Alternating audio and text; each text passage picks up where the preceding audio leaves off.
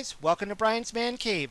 So I just saw this news and I thought I'd do a little video about it because I thought it was interesting news. And that and I saw this on Twitter. It was RoboCop was trending on Twitter, and I'm like, why is RoboCop trending on Twitter? At first, I thought it had to do with the new movie that's supposed to be coming out at some point, or at least is in production or whatnot. And I have done a video on that, but this is different. This is talking about a prequel to the series. And then again, I thought, is this going to be another movie? But no, it's actually going to be a TV series.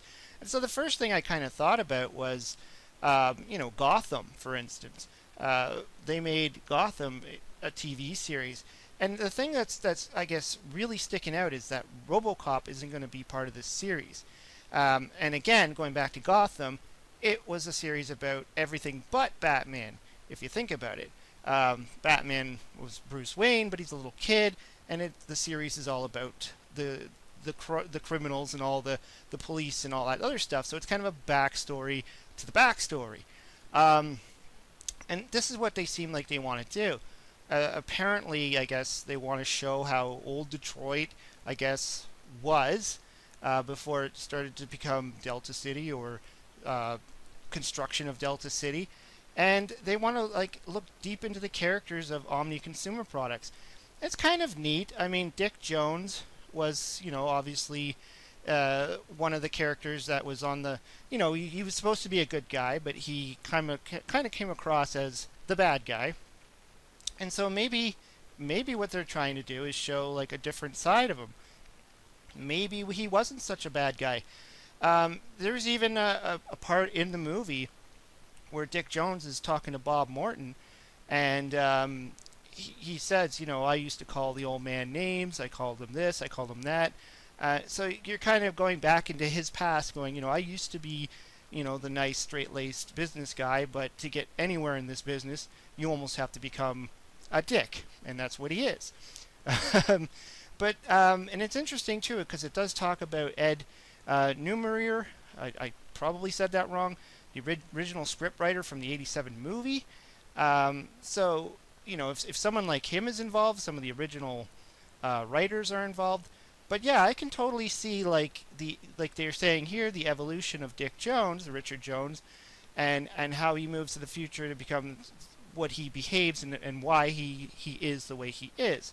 Perhaps he goes through a lot of crap to try and get to where he is. Another thing that I wouldn't mind learning about would be the backstories of all the criminals, particularly Clarence Bodiger. He doesn't come across as that kind of bad-looking guy. He doesn't look like a crime boss at all. He just looks like an average Joe. He just looks like he does when he was on the TV show he was on. So it's kind of interesting that to think about how he got to where he is. How did he become so big? Why do all these people follow his lead? And maybe you can learn about the other characters in their backstories. But really, is it going to work? I mean, are people really going to care about this type of stuff? Are they really going to care about all the stuff that happened before RoboCop? I mean, if you think about the actual movie RoboCop itself, the first one, the original movie, the '87 movie, it's very small intro as to who Murphy is. Very very little tidbits of his past and meeting his partner Lewis. I mean, it's like literally their first job together. He gets killed. And it's like we just jump right into RoboCop. And they probably knew that that's what people wanted to see. They want to see RoboCop. They don't want to see all the backstory. And I think, I could be wrong about this, but I think that was the problem with the reboot. Was that they went too much into the backstory of who Murphy is and all his kids or wife or, all that stuff. And nobody cares. Everybody just wants to get to RoboCop. And then there's one more thing I want to talk about, and what made RoboCop so great and why pretty much everything else after the first movie kind of stunk. I mean, the second one was not bad, but all the other things kind of stunk. The TV series that they had, the cartoon was the cartoon, And then, of course, the reboot was that the first movie was really campy and really violent. Had a lot of, drug use, swearing, violence. It was just that level that gave it its rated R. And that's something that probably can't be duplicated, especially for television. Maybe if it becomes like a special series in something that is not under all these rules and doesn't have all these, promoters and, the advertising people who are all behind it and they're going to say yes or no to violence.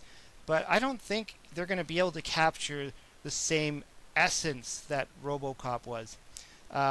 Even if they are going to give us a backstory of the original story, I don't know if they're going to be able to do it because the violence that was in the first movie probably cannot be replicated, which is why the reboot kind of failed. Anyways, yeah, that was my thought. I just wanted to share it. This is interesting news.